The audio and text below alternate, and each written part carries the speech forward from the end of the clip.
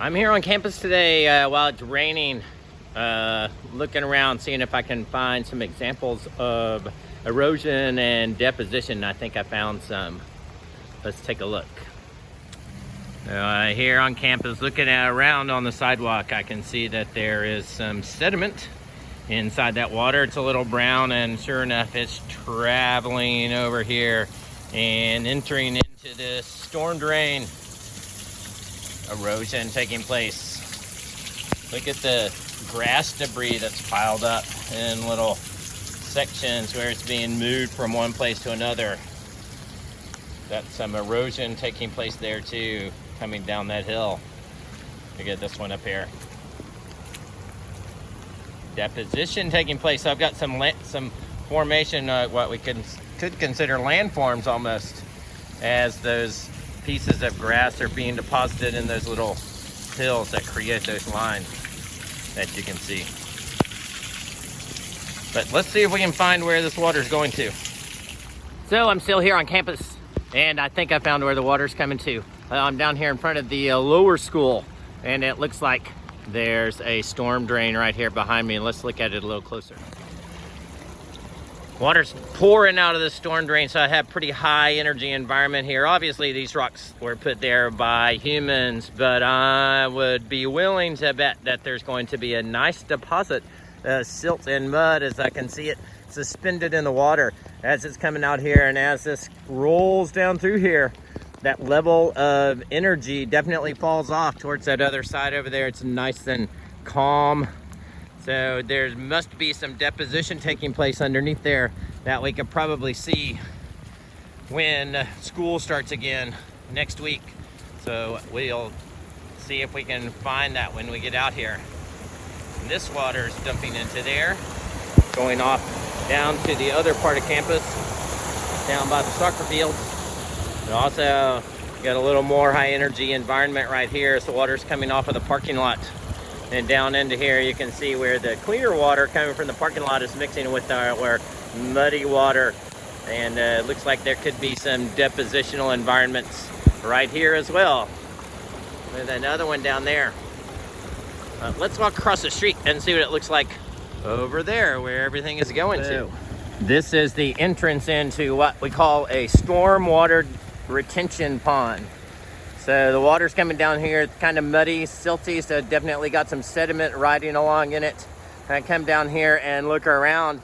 This is just a pond that stays dry most of the time, but when it rains and we want to slow down the flow of the water, it does a great job of collecting it. So you can see that the waterfowl enjoy it. Got ducks flying off, geese hanging out, all sorts of people, wild animals enjoying it.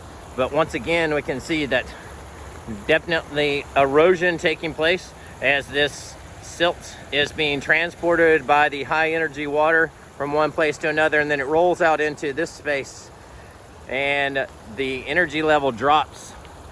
So that silt and clay has got to be being deposited on the bottom of this retention pond. This water just percolates into the ground. That's a word that we'll talk about some other time in class, but part of the water cycle, because there's nowhere for it to go but into the ground. And those rocks over there are a little bit of an indicator of how that works. Let's go take a closer look. Okay, so now I'm on campus down on the soccer field, close to these rocks that you all should be kind of familiar with. And sure enough, I found exactly what I was expecting to find. There's a hole right here where the water's entering. Let's take a closer look at that. So on this side of the rock, that's a rock. Looks like it's been pretty weathered.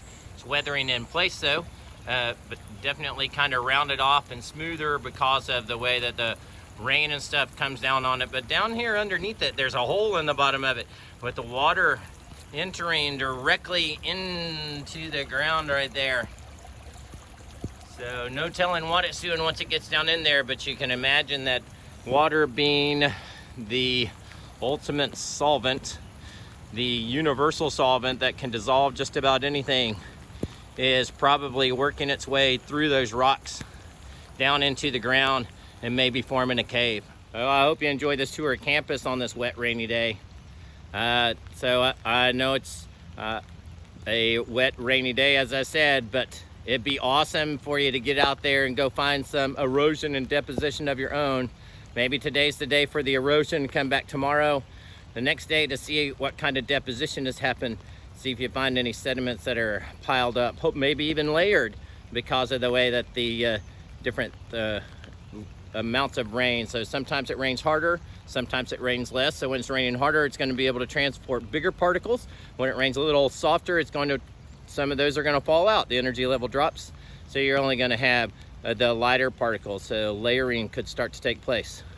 Go out and see what you can find. Let me know. Okay, kids, here's a bonus question for you. So it's this same day, everything else is happening on campus. Everything else is completely covered in water. This looks like it should be a stream valley, doesn't it? But I don't see any water. Where did it all go? Why is there no water there? I don't understand. Well, actually, I might understand. But do you understand? That's what I want to know. Let me know what you think.